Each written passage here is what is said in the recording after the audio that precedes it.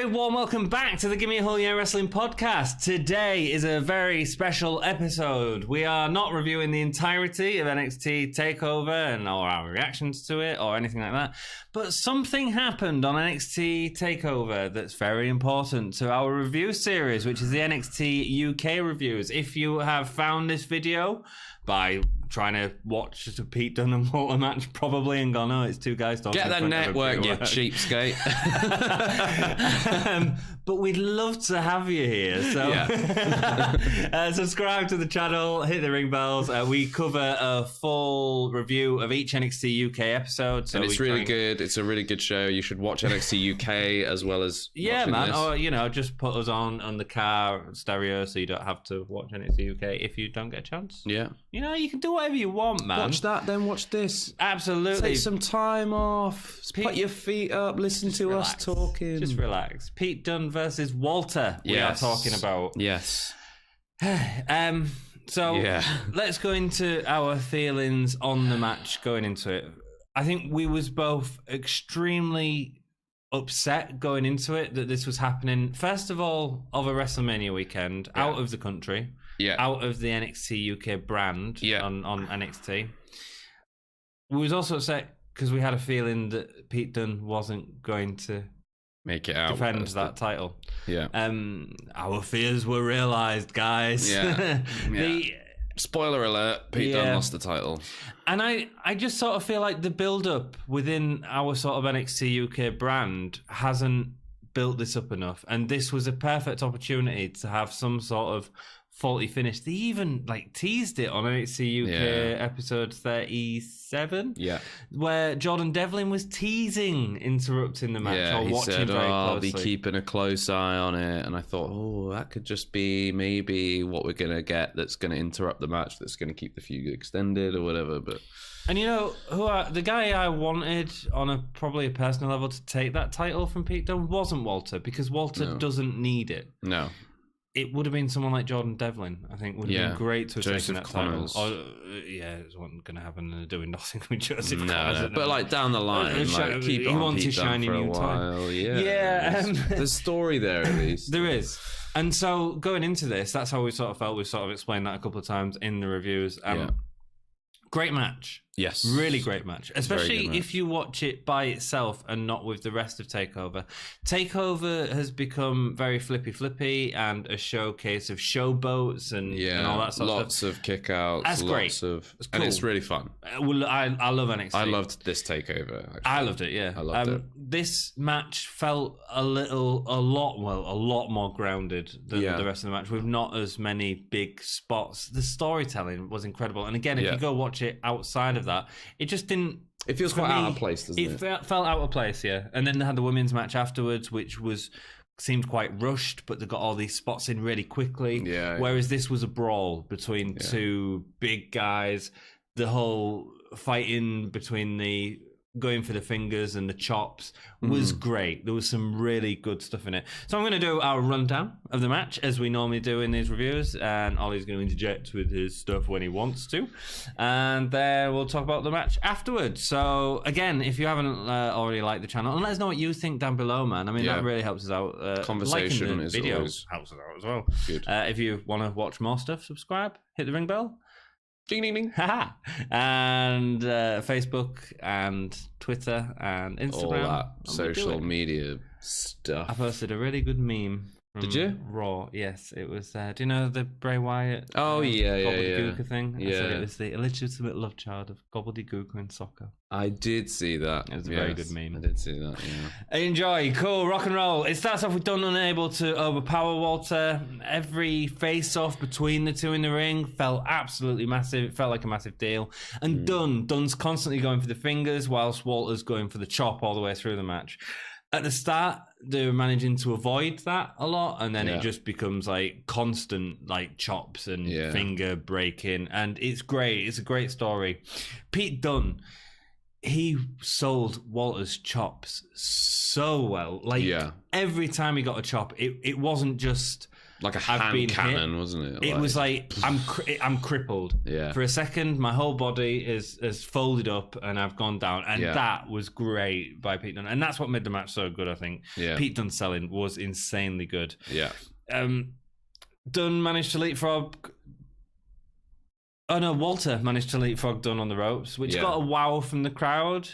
May not have been the most agile thing in the world, seeing Walter jump over someone. No, but it's still impressive. I think they were trying to get that big spot, but it didn't feel necessary for these two. I think it played into the rest of the match, though, because we got a couple of big spots from Walter later on, which really sold his ability to be athletic as well as a big man, agile as well as a big man. So I think that kind of played into that. It did look a little bit like, whoa, and one leg slightly higher than the other, but... Having said that, I was impressed to see a dude really of that size rubbish jump. star jump. Yeah. It's nice. Walter Dunne has Walter in an ankle lock. Walter gets out of it with the chop again, like just hitting him until he can't hold on to him. There's a lot of that throughout it's great. Match. All just the way lots of like, I'm gonna slap you on the chest. Yeah, and that's sort of what we want to see in a Walter match. So that's fine. As Dunne stops Walter, crossbody chops on the apron by grabbing his finger. Walter big boots him off the apron. And it's the first time we really see anyone beating their way out of that extremity manipulation that Pete Dunne overcame the pain to deliver something that Pete Dunne, no one gets out of that spot. No. Once he's got your fingers, it tends to go. And Walter, it wasn't just if people do it, it'd be through a quick reversal or something like that. Yeah, Walter was beating his way out of it, and that was really interesting during the match. Dunne uses his speed. He's got to resort to his speed instead of his fingers to get ahead of Walter. Great backflip over Walter that we see a couple of times. And a moonsault from the top rope to the outside. Not something we see often from Dunne, but again, it shows that desperation between him and Walter and how he knows that this is a big moment. Yeah. Walter goes for the superplex, but Dunne gets out of it with joint twisting before delivering a sit-down powerbomb to Walter. Yeah. Yeah, that was impressive, man. Super impressive. For him being such a big guy, to have him on his shoulders, it looks great. Dunne then, surprisingly, and this was a spot that seemed to get lost, but I thought it was epic. Pete Dunne climbs the turnbuckle, Walter's on the outside, double stomp onto the outside, onto Walter. Yeah. Wow. It was crazy. Absolutely crazy. Couldn't believe he took that. I couldn't believe it. How did, I don't think we've ever seen Finn Balor doing that. I think we might have seen Finn Balor do it once, but Finn Balor certainly looks lighter than Pete Dunne. Yeah. Yeah. Wow. It was a good spot. Yeah. It made me cringe a little bit. It shocked me. Walter goes for the superplex, but Dunne gets out of it with. I've already said that. Dunne tried to evade Walter again with his backflip, but this time he gets a drop kick for his thanks. Nice Walter's recall drop of it. kicks are crazy. Yeah, they're so good. Walter delivers his powerbomb, normally his finisher, and Dunne kicks out. Yeah. And then the two go for a chop war. Yeah. Well, Walter's doing the chops and Dunne's going for the elbows, and everyone has sold them elbows, like the cross elbows, all the way through, and that's part of his bruiserweight, really. That's almost where it feels like it comes from. And it was amazing selling. He cripples. Walter doesn't let go of Dunne's hand, which obviously ends up going for his hand again. Walter goes for another powerbomb, but he flips Dunne over. Dunne lands on his feet and delivers a really sweet step up into Guri. Proper smart. Yeah. The crowd chanting UK. It must make these guys so proud, and it's great for the NXT UK brand and everything in general. And if you haven't watched the NXT UK brand, dude, you should watch it. It's really good. Walter delivers a sleeper suplex off the second rope, leaving Dunne crippled up. Pete gets a snap German, followed by a crucifix pin to try and put Walter down, which was really snappy, that crucifix pin. Walter proper sat back into it, which was cool. Then we get the awesome face stomp. So Dunne's holding Walter and proper stomping in his head. We've seen Daniel Bryan doing a lot of that recently. Walter does something unique where he's got hold of Pete Dunne and starts pulling him into his boot as he's sort of got his boot up, which feels brutal. It was a real brawl. It was so aggressive. Dunne continues to attack Walter, trying to break his fingers, and after clotheslining Dunne off the top rope, Walter goes for a splash, but Dunne catches his fingers. Yeah. Dunne goes for the bitter end, but Dunne But he flips over Dunne with a lariat. He quickly gets up to deliver his forearm. Walter's crippled up, and Dunne hits the bitter end, which Walter kicks out of. Yeah. Not often. Has anyone kicked out of the bitter end? Yeah, I think Joe Coffey did, didn't he, during his Blackpool? Don't remember. Yeah, I think he did. Yeah. I think a few people have kicked out of it. Oh, can I just say that this match was way better than that match? Oh yeah, I know. This was everything that match should have been. Yeah. Absolutely. The two meet again face to face for a forearm. Yeah, it's great. Dunne's forearms are great. Dunne unleashes on Walter on the ropes. The ref pulls him off. That was interesting. I don't know if they're going to play on that or not, but obviously the ref got involved to the ending. So Pete's attacking Walter. The ref pulls him off. That's when Walter delivers a boot and then goes for the splash off the top rope. Dunne, again, he gets to him, so maybe the won't play on it, but this time Walter delivers a release power bomb off the second rope. Wow. Yeah. Big spot to take, man. And then he goes to hit that splash that he was going for earlier on in the match and gets the pin. What was your reaction when that happened, man? I went, no. I had my face in my hands, man. Yeah. It's really interesting. We got a comment from Manfred. Manfred's one of our commenters who comments a lot on our videos, and it really actually summed it up well for me. Yeah. He was... let me get it up. It was it's a testament to Pete Dunne, actually. It is. That I've been so invested in his title reign that to see him lose it is actually like genuinely really saddening. Manfred said, gutted about Dunne losing the title. I nearly shed man tears. Well, it had to end sometimes. Yeah, that's how I haven't been this invested in a match for a long time, and for a title in a long. Well, I don't think I ever have been this invested. I'm trying to think. I'm sure a lot of people have said Daniel Bryan. Yeah, Daniel Bryan in 2014 was like a huge deal. Point, yeah. I'm trying to think who. I mean, the Kofi Kingston thing is a feel-good thing, but again, less so. Dude, I definitely didn't have as much investment in that as I did in this. I struggled. I was just like, oh man, this is rubbish. Yeah, but it's not. I mean, it's Walter. It's good. It's moving things on. It probably feels like the right time to a lot of people because it's been such a long title reign. It's just the story hasn't developed the way we wanted it to. No, it hasn't. And playing devil's advocate, I think that there are some really interesting, because as far as we're aware, the feud's not over yet. There is talk of a rematch. Yeah, it will be. You never know what might happen. It might go back to Dunne. I think it's unlikely. I don't particularly want it to. It doesn't matter now. It doesn't matter now because the reign is. Yeah, I think like that actually now. As much as I was disappointed and as much as I still am disappointed, I did want to see Dunne fight everybody for the championship. I wanted Bruno Sammartino's record to go, man. Yeah.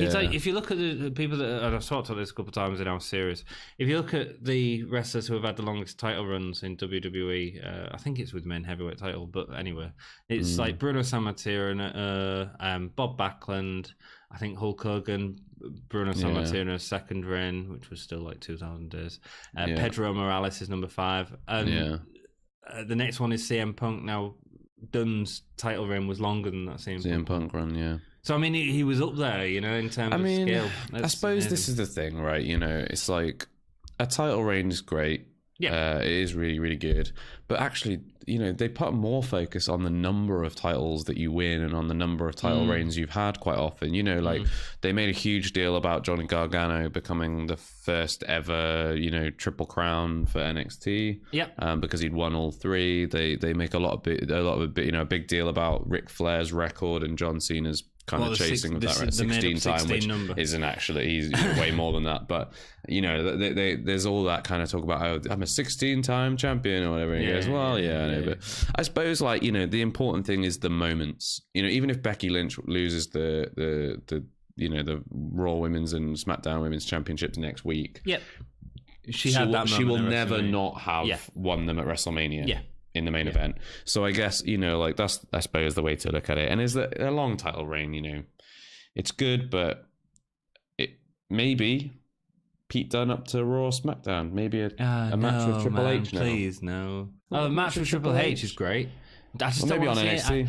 You know, we used to get really excited about people going up to main roster and what they do, and I've got no interest in it anymore. I mean, EC3 was in the Battle Royale at WrestleMania. So I'm just like, I'm not interested in people going up to main roster at all. I don't want to see it happen full stop. You know? No, I'm really invested in NXT UK right now. I want to see them make it into... I want it to be the British NXT. I don't think it's quite there yet. I think it's got some ways to go. I think there's still a lot of development in terms of not just the in-ring stuff, but the production. Yep.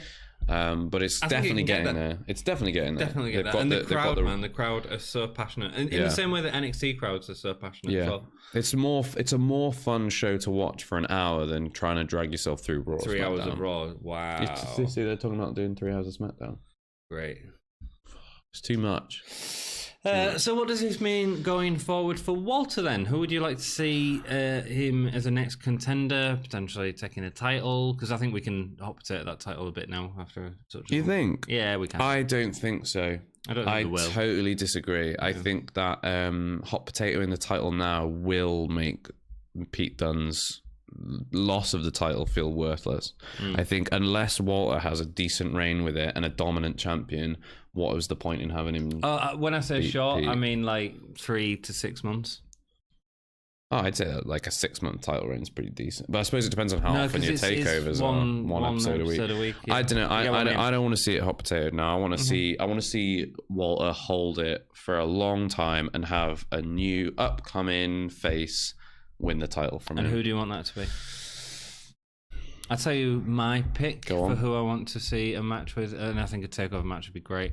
Mark Andrews. You know what? Mark Andrews is in my head. Yeah, I was thinking that he'd be class. He's taken the NXT brand. Every match he's in, he's always great. Stellar in it. He's a star, and him against Walter David would versus be Goliath. Such a good dynamic. Yeah.